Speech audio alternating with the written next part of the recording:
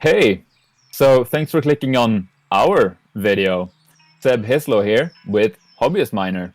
And today we were going to discuss just like, because we get the same kinds of comments over and over again a lot.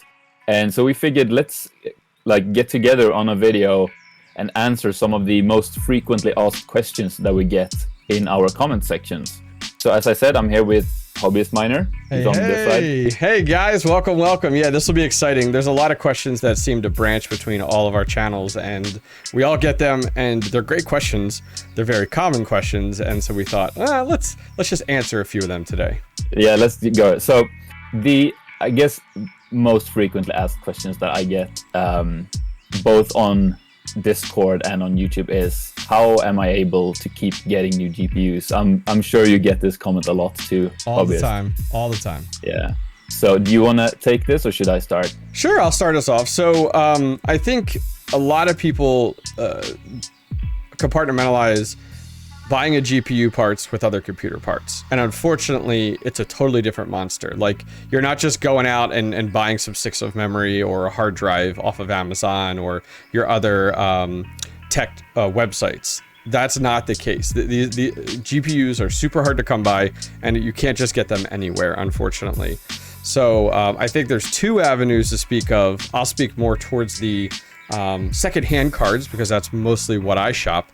And for me, I spend a lot of my time looking at, in the US, websites like Facebook Marketplace, like OfferUp, like Craigslist, and trying to find these secondhand cards that are out there. And yes, the market is, everything's marked up, not as badly as new cards.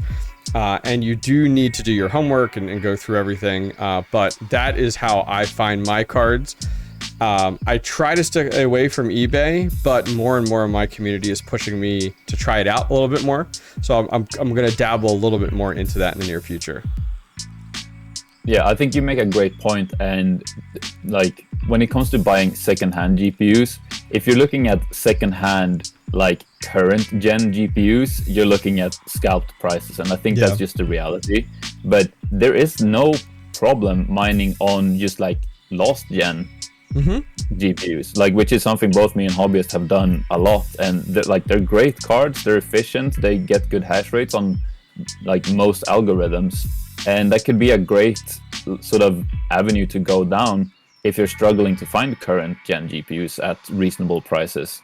And I think something that I think it's 𝗕𝗫𝗛𝗔 that said this originally, but it's like, if you want current gen GPUs, like, you have to either pay with your money, as in pay the scalp prices, or you have to pay with your time. And that is like lining up overnight outside of your computer hardware stores, or just like investing time into learning how these, what are they called? Like the softwares that check out things automatically for you. The bots out there, Yeah, bots, I guess, yeah.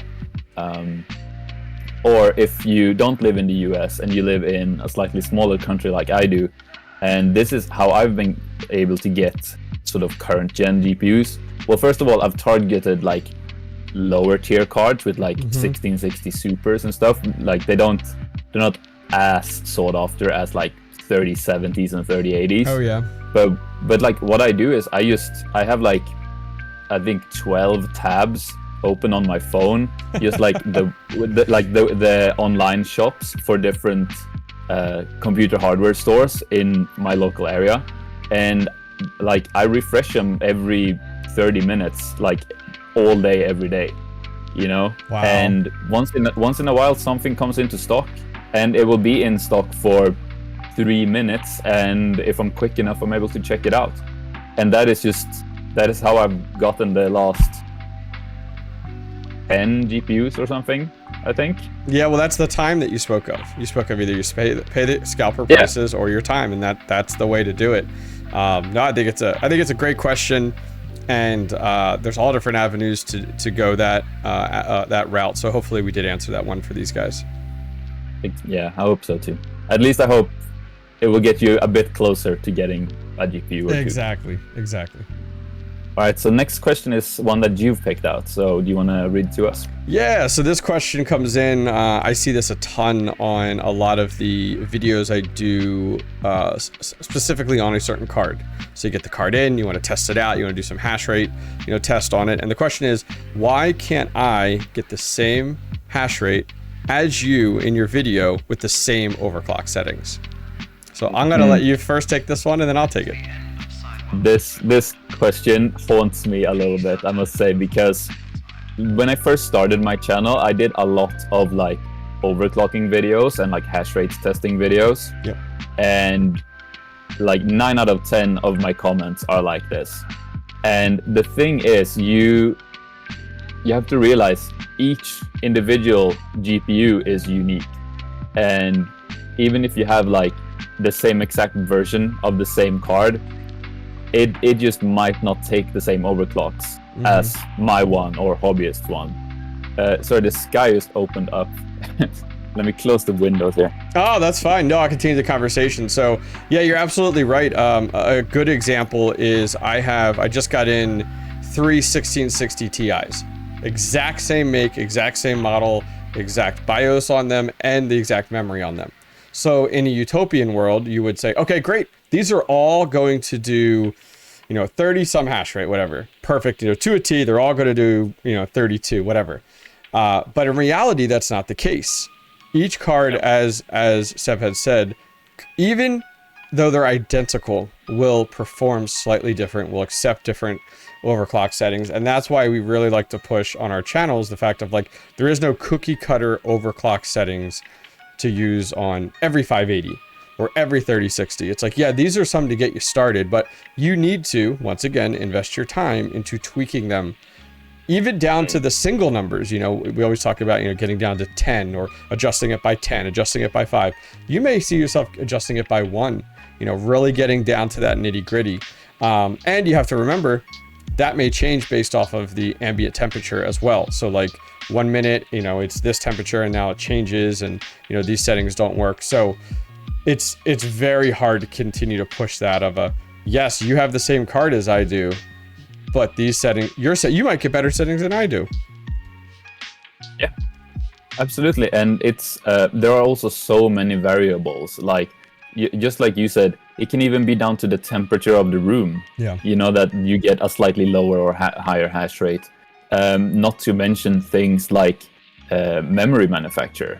Like I have That's a big 2 one. of the same 1660 Super, but one's Hynix memory and one's Samsung. And the Samsung one just does like 1.5 megahash more than the Hynix one. And not to mention that they need completely different overclocks, because on Hynix you have to go like -502, and on Samsung you go positive like 1200 on the memory. And it's the same card.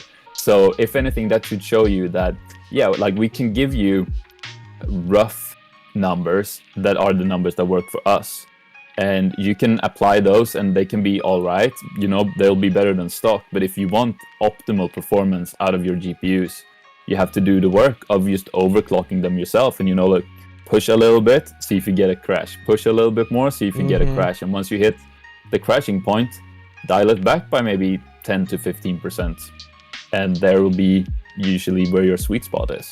Yeah, one of my 580s that I did a video on more recently, got it and overclocked it to like 34 megahash, which was great for a 580. Traditionally you're between 30 and 32 max. Once you start to get up there, it becomes a little unstable. You get more invalid shares, and I got it to 34 and I was like, heck yeah, this is awesome. That was a win-win. And then I gave it a few days, and then all of a sudden you're like, oh, look at all these invalid shares. Well, I got to dial it back. I got to dial it back. And I think that, some people have a hard time sacrificing hash rate. Like, oh, I'm going to sacrifice a little hash rate. And so those are just things to keep in mind, that just as you said, tweaking is critical.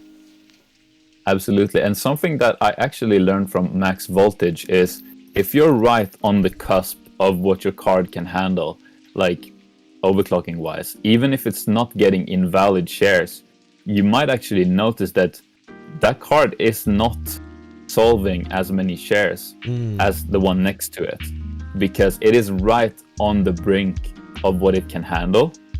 So if you just dial it back just a tad from there, you'll actually start seeing more shares going through. So you're That's actually a great point. like because you're getting paid per share, you're not getting paid per hash rate. So dialing it back a little bit, just tiny bit lower hash rate, you'll solve more shares. You'll get more coin yield. That's a great way to look at it. What we All got, right, so should next? I move on to? Let's do it. So this is a question that I've been seeing a lot. Why did we pick the specific GPUs that we pick? And I think we get that because it is very common in the YouTube sort of mining space to sort of go for anything 30 series from NVIDIA. You know, we see a lot of 3060 Ti's, 3070s, 3080s, even 3090s. And so the question is, why, for me, did I go for mostly 1660 supers? And for you, Hobbyist Miner, you went with, you know, your AMD, it's 480s and 580s, I want to say. Is that right? Half of my I have about 35 cards right now. Half of them are AMD, half of them are NVIDIA. A lot of them were what I could get my hands on. So, you know, for me, when I first started back in February, the 3000 series cards were just too far out of my price point. You know, brand new to mining. I mean, my first card was a 970 because I could just get my hands on it. And I was like, okay, great. This is a great card to get started with. And I think I'd love to see more new miners go that route of picking something that isn't crazy expensive to just get your feet wet, to kind of learn and dive into it, especially from a cost perspective. You know, this is a hobby. So for me, that, you know, I expanded from there. So after I had two 970s and then moved on to 12 470s. So it was really just what I could get my hands on and what I felt comfortable with. And now jump ahead, my NVIDIA cards, they're a little bit of everything, really what I could get my hands on. I mean, I wanted to build a 1060 rig, so I got 6 1060s, and then I jumped into, you know, 1080s, and then, you know, some 2060s in there. And then finally I came across 1660 Ti's. So for me, it was very much what I could get my hands on and what was still decently profitable. A lot of those cards are very much all around, you know, the 1080, the 1660s. They're around the same hash rate. 1060 is a little bit lower, but for me, it was just accessibility and price. And that's why on my channel and a lot of the stuff that I cover isn't very 3000 series focused, because it's like, one, getting your hands on it, and two, price, which is like, okay, it's a little too much money for me to invest, but a couple $100 here and there, not a big deal. But once you're starting to talk about, you know, 3070s and 3080s, you're breaking the piggy bank there. So that's kind of how I came down to what GPUs I selected. What about you? Yeah, I mean, you make a great point in, and we'll touch on this more later in one of the upcoming questions, but like, don't spend money that you are not comfortable spending and that you cannot afford to lose.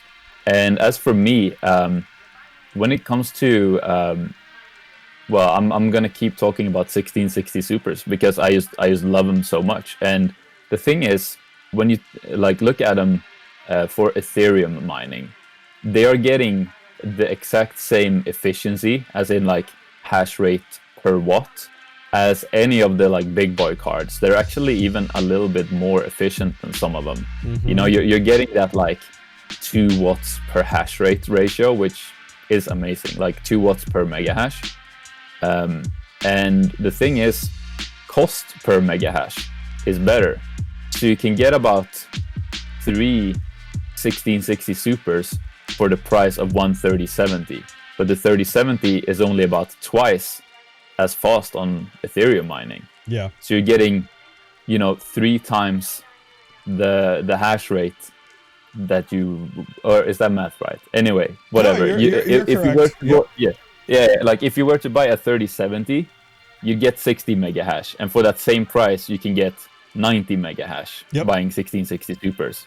It just makes more sense, and it also means you get more GPUs, which means it's more fun with building because you can build like more rigs. Yep. So it just makes total sense. And just looking at it from a more like per generation perspective, is like the 20 series from NVIDIA isn't that much better than the 16 series when it comes to hash rate. Like they do kind of the same. They're all in the like in the 30s when it comes to mega hash, right? Yeah. And if like I'm no expert on them, but I think they actually have slightly worse efficiency than the 16 series does. And the 30 series is just too expensive for me personally, and that is why the bulk of my hashing power is 16 series. And it's basically as simple as that. Yeah, no, I one thing I'll note before we move on to the next question is, if I was to go back into February when I first started mining, I really wish I would have spent more time as a new miner looking at hash rate versus watts and kind of like the best efficiency there versus just like, oh, get my hands on cards and it does X hash rate, but it's also 100 and, you know, like great example, my 1080s are kind of a regretful purchase, because the 1080s, you know, they're doing 30, 32 mega hash, but they're 130, 40, 50 watts. And it's like, holy cow, like exactly what you had said there. Great example. There are so many other better cards like the 1660 Super, like the 1660 Ti that perform phenomenally for half the watts. Exactly. Absolutely. But then also, like, whatever you can get your hands on is a good GPU to get right now. For a decent price. So next question is yours, I believe. Yeah, so this question I see a lot, once again, coming out of new miners, and a lot of what we're talking about today is in that direction. Is a lot of people will say, I've been mining for 24 hours. Why haven't I been paid yet? How do I get paid? And this one we get a lot, and it is, I recommend people spend a lot of time looking into this process. There's a lot of YouTube videos out there. I even have some out there. What people... Yeah, we both do, I think. Yep. So I'll start out, and then we'll kind of go from there. So in this question, you know, it's been 24 hours, first part of this question. So in the first 24 hours, let's say you have one card. Let's just base it off of that. Or maybe even 6 cards. You're not going to make traditionally, you're not going to make enough hash rate. Let's just speak to Ethereum for right now in order to be paid out. Now, how that's determined is by the pool. So you mine from your operating system to the pool. The pool has thresholds as to when you will be paid out. With coins like Ravencoin, it is so much easier to gain more. So you're paid out for most pools are about 10, and you can adjust that higher, but you'll be paid out more frequently based off of your hash rate. So you have to meet the threshold of the pool based off of the algorithm that you're mining. So that's the first part. The second part is the wallet that you are mining to, that you have set up on your operating system, if it's Windows or on Hive OS. That pool references to then pay you, but in that currency, not in fiat. Or if you guys aren't familiar, in my case, US dollar.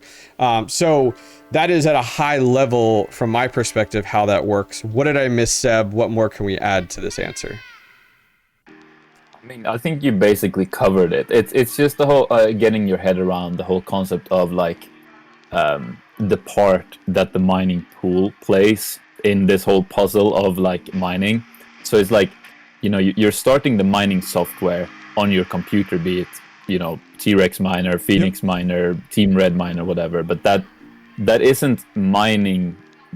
That is not a program that just pumps like Bitcoin into your wallet. You know, like there's a second step there, which is the mining pool, which is basically everyone is sort of mining together, and nobody gets paid until one of the people in that mining pool solves a block, and then the whole pool split that block reward evenly, like based on how many shares you've solved, or simply your contribution. A simpler way of saying it. Yeah, your contribution in kind of in terms of hash rate. And so that is the share you do get. And the thing is, they cannot just send that to your wallet right away, because it will be maybe like 0.002 Ethereum or something like that. And if they were to just send that to your wallet immediately, it would just disappear due to like transaction fees. So what they do is they set a threshold, and they like accumulate your mining rewards up to a certain point, which for Ethereum, that point is usually 0.1 ether, and then once you reach that threshold, then they will send that to your wallet, and that's when you will see that ether in your own wallet. Yeah. And so a way to keep track of this is to just check the dashboard of your mining pool, which you can usually do online, just in any web browser. And how fast you can reach a threshold just depends on how much hash power you have. And if you are just mining on like a single, 1070 or something, probably gonna take you a month or a month and a half to reach that threshold. But if you're mining on a farm of 40 3080s, it's gonna take you 4 hours. Yeah, or less. Yeah, definitely go over to your pool's website. So you could just, when you're selecting what pool that you're going to mine to, it matches that. Once you're there, there'll be a spot for you to put in your wallet address, and then that's a great dashboard to monitor to give you some realistic information, what you're making per day, what you're making per week, 24 hour, what your hash rate is. And then on top of that, it'll show you where you stand with your threshold. Here's the threshold you have to meet, here's where you stand, and that'll give you a better idea. For me, I really don't look at that stuff. Like, it's not something I monitor daily, weekly, monthly, whatnot. I mean, when I add cards in, then I'm always curious, what has this done for my overall bottom line? Okay, am I getting, how much am I getting per day or per month and things like that. So, but that's not something I would sit around and watch all day long because it's nothing exciting.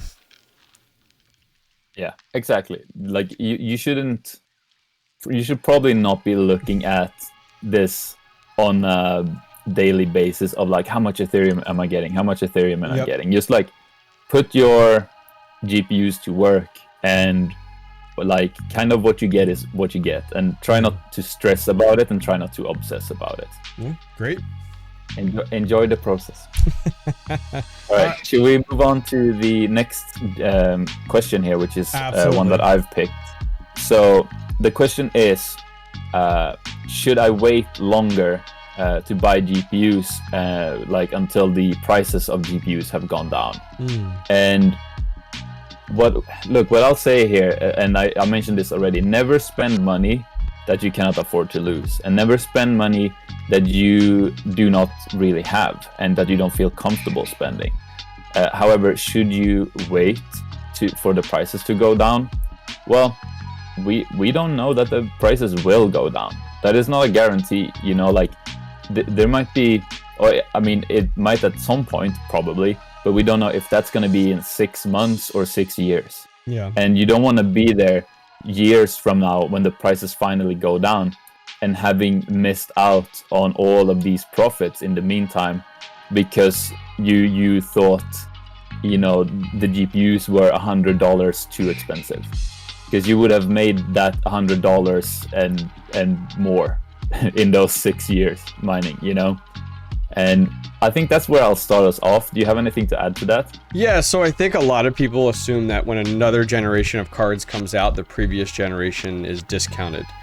And that's traditional in a normal economy, and speaking more towards the GPU supply and demand. But in this case, let's say the 4000 series cards came out tomorrow. The same supply issue and demand issue would occur, and those 3000 series cards are still going to be in high demand because the supply is terrible.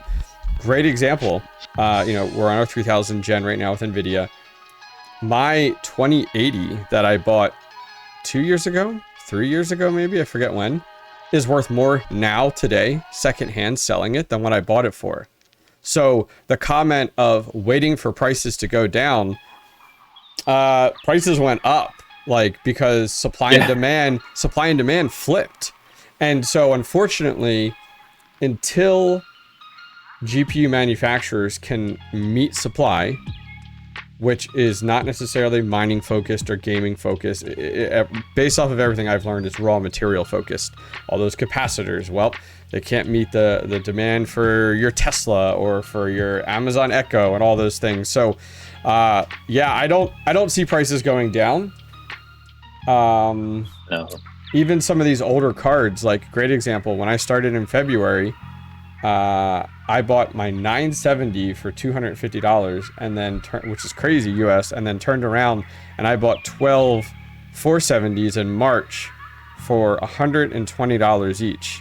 A 470 now for $120 each would be phenomenal. Like, jump all over that. Those go for $250, if not more. So prices didn't go down, folks. Prices went up. Like, so honestly, what I always tell people, be patient.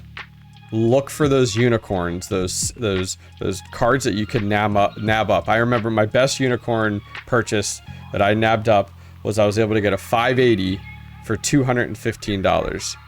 And nice. Versus now they're significant. And people might be like, oh, you could get that nowadays. It's like, listen, I haven't been able to find a 580 for that price. And it was only because, you know, I got lucky. I found it quickly. It was local. And I think that's where you do better as a miner, is kind of finding these treasures versus just, oh, I want it now and I'll pay double. Well, this is why the prices continue to go up, because people continue to pay double. So that would be my last comment there on that question. Exactly. I think you're making a good point. Like, rather than just trying to wait it out, like, put some time in and try to find good deals, because they are out there. You just have to, well, like we said earlier, if you're not ready to pay with your money, you got to pay with your time. Yeah. But there are GPUs out there and you can get them. That's a great way to look at it. Yeah. All right. So last question for today. What do you have for us? Alrighty. It works out perfectly. We're almost at 30 minutes here, so totally understand. So last question, very much another beginner question that we do get, is I have a spare desktop computer. Can I use it for mining, and how do I get started? So I'm going to let you start with this one. So the question, the answer to that question is maybe. If it's a gaming computer, then probably yes. If it has a somewhat decent graphics card in it, then the answer is most likely yes, definitely. So mining, as we know, is done on GPUs, and well, all computers have some sort of GPU in it. That's what makes them display something on our screen, right? But to mine more complicated algorithms, like for Ethereum, they need to sort of have a certain level of power in them. And good thing is that most somewhat recent GPUs can. So I think that answers the question of, like, can I use it for mining? As for how do I get started? Well, as much as we don't love it, NiceHash is an easy way to get your feet wet as you learn. And it's a quick way to sort of get started. And what I will say about NiceHash, it is very good for sort of small time miners, in that they pay out often and you can transfer your funds without transaction fees to Coinbase, I believe. And so that is very good. If you just have a spare computer with one graphics card in it, it is kind of a good option, to be fair. Just never keep your coins within NiceHash. That doesn't feel safe to me. But I'm gonna let you take it from here. Sure. So on a spare computer, you're halfway there. So if your spare computer is one that does have a graphics card in it that is optimal for mining, so we'd say 4 gig or higher, and that's due to the DAG file size. Feel free to go out there and look at it.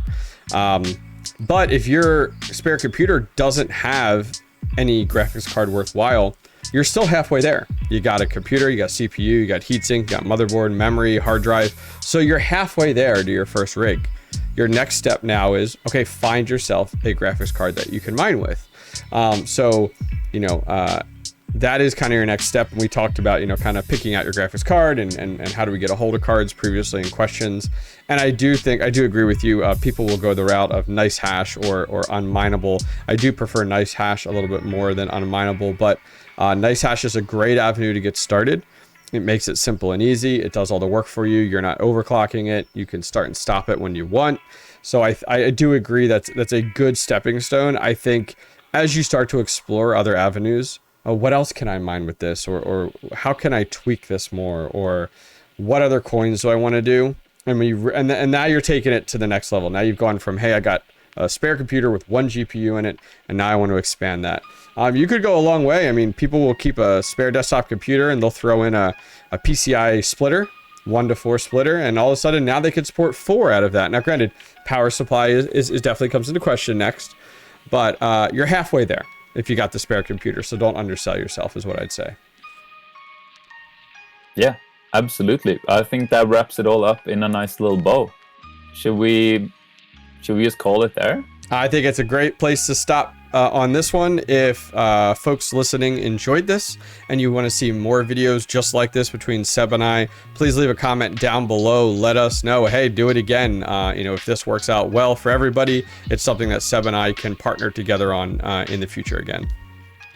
Absolutely. And yeah, I guess that's it. If you've enjoyed this video, please give it one of these. And please go check out Hobbyist Miner's channel over on, there he is. I'll put a little box for his channel somewhere, and link will always be in the description as well. I believe that is it. Thank you so much for joining me, Hobbyist Miner. Thank you. It was a blast. All right. Take care. Goodbye.